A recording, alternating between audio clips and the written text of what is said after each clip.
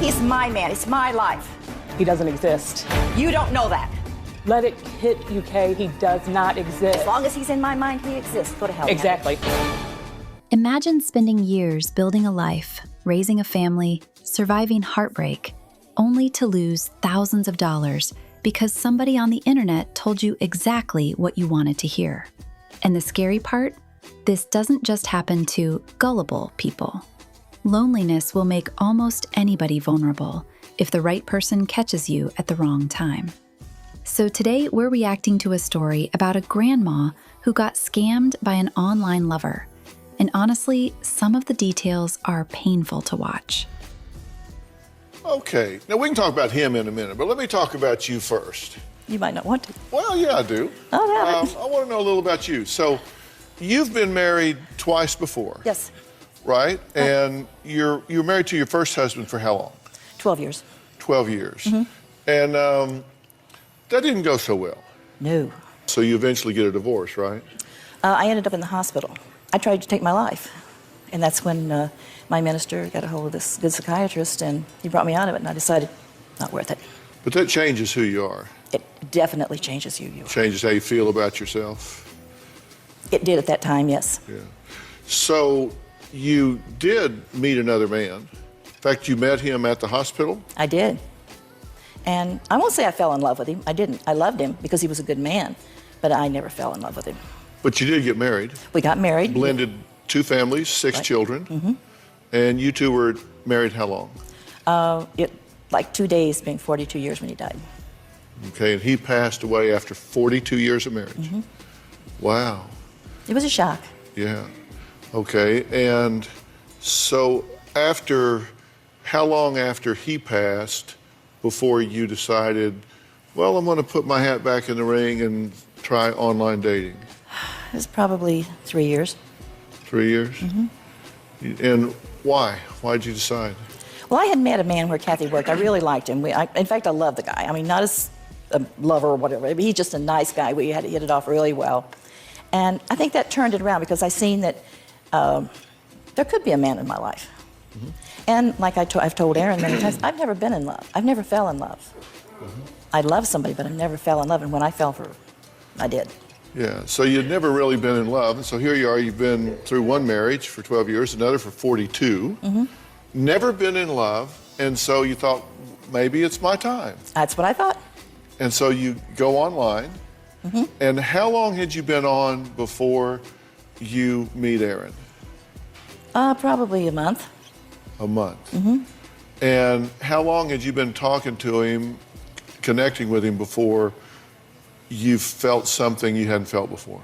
It was immediately. It was almost immediately. Really?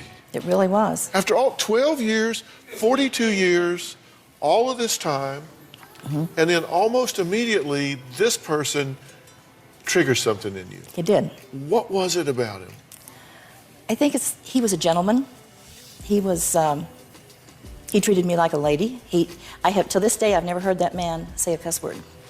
Really? Never. He doesn't even get angry. And if I do, he'll say, calm. Please be calm, my love. Please be calm. Don't do this. Calls you my love? Yes. Diana, my love. See, this is the part that gets me. You were married for 42 years, then another 12 years, and you're telling me you never really felt in love, but some random guy online calling you my love suddenly unlocked your soul overnight? Come on now. That's exactly how these scammers work. They study emotions.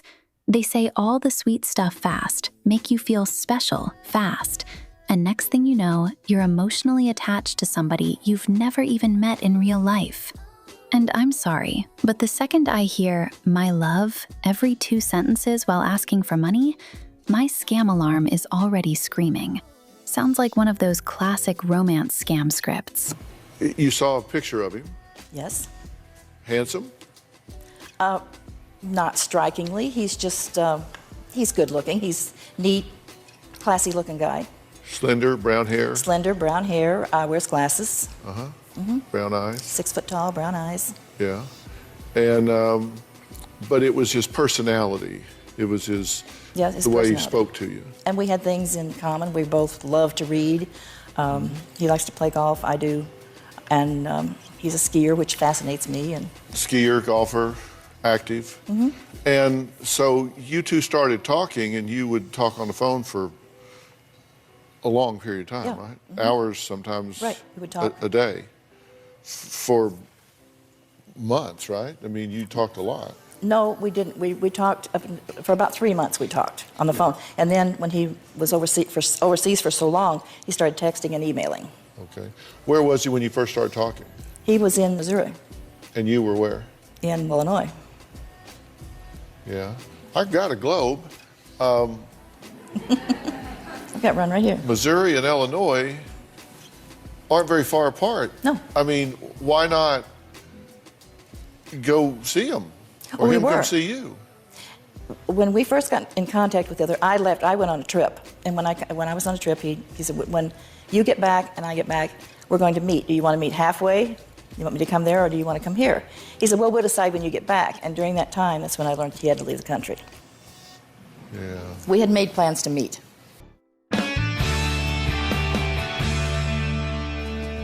He would write to you, and he was a good writer, right? Beautiful writer. I have some examples. Can I share them? Sure. He wrote you once, he says, "I have tried a million times to put into words how I feel for you. It's so hard to describe such an intense emotion. I knew from the day we met on here, my love, that you were meant for me. I can't wait to spend forever with you. You are my life, my love, my soulmate, my heart, my reason for breathing. I love you, Diane Kaye, with everything I am." Well, that turned a girl's head. Definitely. Turns an old woman's head, too. Turned your head, Definitely. yeah. And you would write back to him similarly, Similarly, yes. yeah. And when you two would exchange these texts, you were starting to think, okay, finally, I'm feeling something. Right. And you said when you heard his voice, it was like fireworks went It was off. like the atom bomb went off. Yeah. His beautiful voice. So it was after, did he have an accent? Oh, yes. Beautiful What accent. was his accent? I'd say it's between a French and a German, Oh, okay. something in there. But he has a very deep, very smooth, very clear voice. It's like it would be a singing voice. And when he says, "I love you," it just it takes everything away. Okay. And soon you start talking marriage. Very soon. Like how soon? He was probably 3 months into a relationship or a long-distance relationship when he wanted to get married. 3 months? Now, These scammers are calculated. They know exactly what to say and exactly when to say it. Notice how it's always super fast? 3 months in, and suddenly it's, "I want to marry you." That's not love, that's strategy. They rush the emotions before the person has time to think logically. They make these women feel chosen, wanted, special, especially if they're lonely or emotionally vulnerable. And once that emotional attachment is there, asking for money starts sounding reasonable to them. That's the scary part. come on, you and I have been around a while. A little bit. We've been up and down the track a few times. Does that seem odd to you that No. you've not met him? No. I felt like I knew him as well as I know myself. You weren't feeling like you were buying a pig in a poke? Nope, sure didn't. Still don't. Because you don't feel like you kind of want to look this boy over a little bit before you... No, I didn't. Because what if you get him home, you get him unwrapped, and it's like, Then I butcher him. yeah. Because I know Robin looked me up and down pretty good. Well, it wasn't we were going to get married at that instant, but he wanted to get married as soon as he got back. Yeah. He said, this is what he wanted in life. He said, because according to him, he had never been in love. He said, "This is the first time I have ever felt for somebody like I feel for you." And he said, "You're so caring, so loving, and so sweet." He said, "You come off to me as somebody that I would never have thought of marrying." Well, Diana, you wrote to him on May 15th this last year, so it's not even been a year. You wrote to him, "I hope I'm not bothering you, but I have a question. I read your emails every night, and in one of them you mentioned me wanting you to be my husband. Do you really want to get married? you know I'm madly in love with you and I would love to marry you. And so he writes back and he says, hello, Diana Kaye. Thanks for your email. As you're not bordering me, and if I meet you, I can't wait to marry you, my love. Love you with all my heart. And then same day at 3:38, a little later, you wrote, thank you, my precious Erin. I would love to be your wife. Being part of you and sharing your name would be wonderful. I love you for that. I can see us married. Yes. So that was kind of where you two talked it over right there. And at that point, you added Mantini to your Facebook. You put up a Facebook Right, post. the only reason that was is because it wouldn't accept my name. I tried everything to get my name in there, and it would not accept it. It kept blocking it, blocking it. And I said something to him. He said, use mine. So I did. We already had a Facebook page. I had one, but I wanted to get rid of it. There's too much junk coming in on it. Yeah. So you put up Diana Mantini. Yeah. He calls me Diana Mantini. Yeah. Okay. Kaye's stepdaughter, Kathy, believes Kaye is losing all of her father's hard-earned money in the process of falling in love with a stranger. Now Kathy is going to join us next, and there's some disagreement here. These two, they're not seeing things eye to eye right now. I just warn you ahead of time. We'll be right back. I'm not saying. Kaye says she can't wait for her multi-talented online boyfriend to come home from the UK, where he's stuck dealing with, well, business issues, so they can have a beautiful wedding and enjoy their retirement together. Well, one person who says she won't be going to the wedding is her stepdaughter, Kathy. And that's because Kathy says Erin Mantini, the retired airline engineer, aviation instructor, and entrepreneur, just doesn't exist. Okay, I'm glad you're here. And what were you saying to her? I hate her. Why? Stay out of my life. She says all this money was her dad's. Almost all that money was mine. You don't know that because you know nothing, Kathy. You are assuming, just like you always do with everybody. You're right.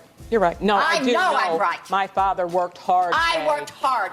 Don't tell me I didn't. My dad was on the road all the time. I don't care Your what you dad say. never worked any more than he had to, and I don't Okay. care what you have to say either. You don't know where that money came from. Out of my life, Kathy, please. Yeah, you're fine. It's We're what fine. you want. It's what you've always No, wanted. that's what you want. No. This I man didn't. has come into Shut your up, life, Kathy. Kaye. You Don't tell me to shut Hey, up. He's my man. It's my life. He doesn't exist. You don't know that. Let it hit you, Kaye. He does not exist. As long as he's in my mind, he exists. Go to hell, Kathy. Exactly. Thank you. Thank Why you. don't you get a life? I have a life. You can't hold on to anybody. Whatever. Hey, go to hell. I don't know. I don't even want to be here with you. I didn't want to be here from the beginning. Whoa. Okay,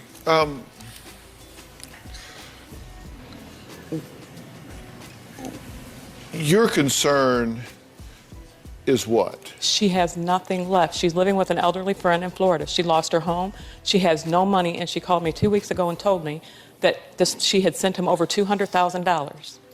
My business, not yours. Okay, is that true? Yes, it's true. And if I had to do it again, I'd do it again. And that's none of your business either. Okay, I'm sorry, what did you just say? It's none of anybody's business. I'd do it again.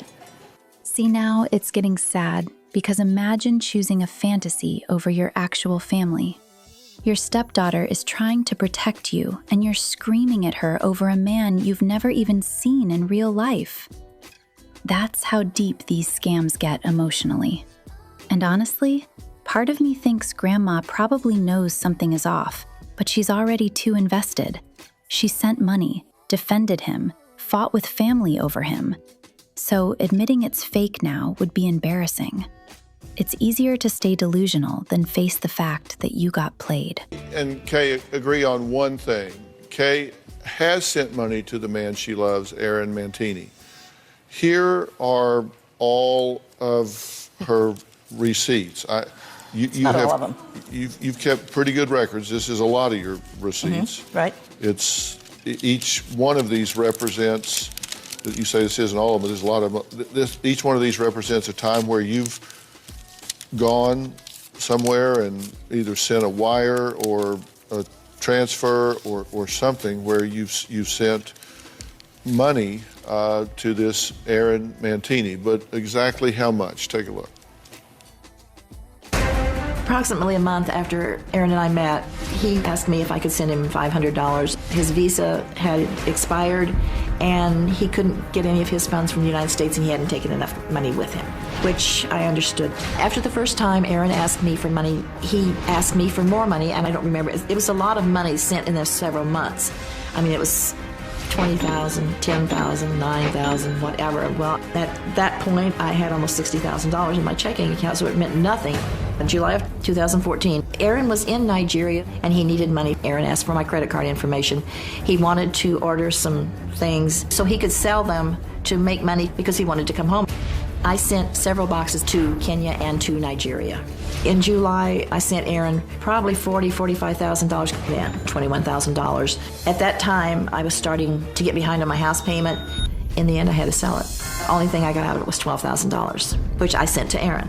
I told Aaron I had no more money in September. So for the last 3 months, Aaron has had other people depositing money in my account at the bank for me to send to Aaron. Right now in my banking account, I have $138.85. I think I have given Aaron in the last year probably right at $200,000. I'm feeling overwhelming love for him and missing him. Okay, now this, I want to be sure I understand this, because in March of 2014, you met Aaron online, and in the next month, you sent him just $500 for visa problems. Something had to do with his visa? Expired. It was expired, and he needed that. He had already had to leave Missouri and go to Poland. Yes. And so he needed this visa problem fixed, or he'd be stuck there. Right. Okay. But that was just the first, because then between April and June, you wired around $85,000 to him? I guess so. Did he say what for? He said so he could come home. He said he needed the money to fix the problem and he could come home. But what was the problem? He never really said then, and I didn't ask. And listen, I'm just, and we'll leave her out of it for a minute. We'll get her out of here then. Well, but no, trust me, okay, just let her be here for a minute, okay? Whatever. Well, okay, don't be mad at me. She started this. I wouldn't be here if it wasn't for her. I did start it. Oh, the hell you didn't. I did. I said I did. Oh, you didn't tell a lie. How about that? Okay, well, but you're not mad at me, are you? I don't even know you. Well, so you can't be mad at me. I could, I guess. Pardon me? I could if I wanted to, I guess. Well, No, but don't be mad at me. I'm not mad at you. I'm just Yeah. here. Yeah. Yeah, okay. But you sent him $85,000. What was it for? I don't remember. That's too long ago. I don't remember. I really don't remember. You spent $5,000 to ship him boxes of clothes and car parts to Nigeria, and then wired an additional $45,000 for a total of around $50,000. Mm-hmm. And this was that same summer, so you sent him $50,000. Right. Did this make you nervous at all? Not really. No, it didn't. Okay, so then in July, August, you sent him $21,000, and then extended credit limit to get the money for him, wired another $14,000 in August for a total of $35,000. So we're talking $85,000, $50,000, $35,000, then another $20,000 to help with his business. And again, you don't know specifics about what it was for. No. You didn't ask No. questions. No. And then in October, you sent him $5,000, then you sold your home for $30,000 under value, and you netted $12,000 out of it, and you sent that money to him. So at this point, you've lost your house Yep. and the equity in it, Right. and sent it to him. Right. Okay, so at this point, we're talking $218,000. Well, listen, that's a staggering amount. People are putting themselves in your shoes and thinking how they would Where feel. does money get you? It doesn't make you happy. I Okay. wasn't a bit happier when I had that in the bank. Then I'm probably happier now than when I had that in the bank. $218,000? And you sold your house too? These romance scammers really be working overtime. They know exactly how to manipulate people emotionally until common sense completely leaves the building. And I'm sorry, but selling your house for somebody you've never met is wild to me. At some point, you gotta stop and ask yourself, why is this grown man online constantly needing my money? Like, come on. This man can't meet you, can't video call properly, but somehow always got a financial emergency? Please. What is your ability at your age to replace that $218,000 if you needed to? I don't care about replacing it. I know I don't have long to live. I know that. I'm 71 years old. How much longer could I live? I'm not really healthy. It makes no difference. You live day by day. One day at a time is all anybody can live. And that makes no difference to me. Okay. I know you're saying that you don't care about the money and that you weren't concerned about this. But somewhere along between $85,000 and $50,000, you started questioning his intentions yourself. To a point. Well, I've got that email because you wrote to him. You said, Aaron, I am becoming very concerned about this money situation. Are you playing me for a fool? This may not be a lot of money to you, but it is to me. I live on a fixed income, and what I have given you is what I have had in reserve for unexpected expenses. I have no assurance I will ever get any of this back. Aaron, I am not a wealthy person, and please say you are not taking advantage of me. Then the same day, Aaron writes back, hello, love. Please, why will you say I am taking you for advantage of you, my love? Please understand, I'm trying my best to leave here, my love. I love you with all of my breath, my sweetheart. Love you, hugs and kisses, Aaron. And then the same day at 12:48 p.m., you write back, Aaron, I'm going to trust you. How much do you need? You don't understand. I don't expect anybody to understand. I really don't care if you understand. My pants are falling out. Okay, but what is it? But I want to understand. I want to understand, because let me tell you what I want to do. If this man is a real, legitimate guy, I have resources all over the world. The Dr. Phil show is on in 100% of the United States, right, and in dozens of foreign countries, right, all over the world. I have contacts, affiliates, producers, right, strings, people all over the world. And if this guy's for real, then I want to find him for you. I want to get you with him. If he's real, I'm on your side. If he's not, I'm his worst enemy. I'll burn that son of a bitch to the ground if he's a fake. If he's not real, you want to know it, don't you? I'd like to know it, but I don't care. Right? But if he's not real, you want to know it. If he is real, you want to find him, and if he's not real, you want to know it. It made me so upset. I don't know what I want. All I'd like to do is walk out of here, walk back to my home, and just say, okay, it's over. Okay, but it's not over. You're here, and I'm saying if he's real, I want to help you find him, and if he's not, you want to know it. True? If one thing, she'll stay out of my life. Right. Oh, I don't you want don't to know have to anything worry. about it. I'm out of your life. Oh, you better believe it. Oh, you don't I have hope to you worry. die before you walk out that door. No, deserve you it. don't. Yes, No, I you do. don't. No, oh, you no, I don't. don't. No, you don't. She's giving me more problems than Carter's got pills. Well, I don't care. You don't want anyone to die. Yeah, I do. No, you don't. I don't care what she says, Doctor. You don't Well, I don't wish. care what you said. You've said enough, Kathy. Well, but you don't wish You ruin anybody people's dead. lives is all you know. You how- run my life. I haven't never said anything. All I did is give to you, you But bitch. I'm not gonna let you go on national television and wish somebody dead. You'll be sorry you said that No, I later. won't. Yes, you will. So I'm not gonna let you say that. Okay, whatever. All right, whatever. I slapped me for you, so there you go. I'm not going to let you say it. You'll be all right, but it was good. It was Okay, at least a it's start. It's all good. If he's not real, you want to know it. If he is real, you want to find him. Real, yeah. True? True. Did he try to log into your bank account? He did know. I give it to him. Oh, get over it. Hey, people hack yours. People go and take your money to steal your identity. What the hell? He hasn't stole mine yet. What the hell do you call it? Okay, guys. Hold on, Don't guys. tell me to Listen. shut up. If this guy is real, then she wants to find him, and if it's not real, this is a very tragic and sad situation. I mean, this is a woman on a fixed income who has lost everything that she has. So it's not a comical situation.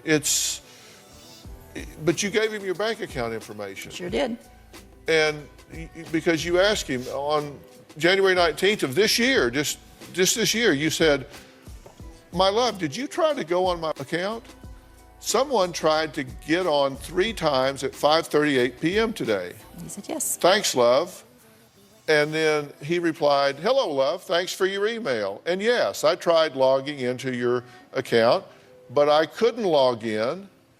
And thinking you've changed your username and passwords, my love. Can you give me the new login and password so I can log in? Love you so much with all my heart." Did you give it to him? Yeah. Sure did. And did he log in? I don't know if he did or not. Was there money in there? Not much. How much could he have gotten if he got in? Probably a couple $100. Did you say when you told him that you were out of money that for the next several weeks he was very aloof and not much to say? He wasn't it wasn't like that. It was like my way of thinking. He was trying to figure out what to do. Where was he going to get the money to finish this job? Oh, so you think I'm crazy? Go get whatever. Okay. Hey, I believe in this man. I've had a hard life. I have had a very hard life from the time I was born. And this is nothing. I can get through anything, and I can get through this. Money is not a thing for me. Okay, but I started this conversation with you saying I didn't want to talk about him, I want to talk about you. Okay? Because I remember Right. I said I want to talk about you because I want to know about you because it's you I care about. And if he's for real, I would want to help you find him. If he wasn't for real, I'd want you to know that because you'd want to know it. If he wasn't for real, you'd want to know it. Right. And despite what you say, if he wasn't for real, you'd want your damn money back. I know I'll never get it back, so it doesn't bother me. Well, it would bother me. It would bother me. It would bother me. I can't let it bother me. I'm too old to start being bothered by things like that. I understand.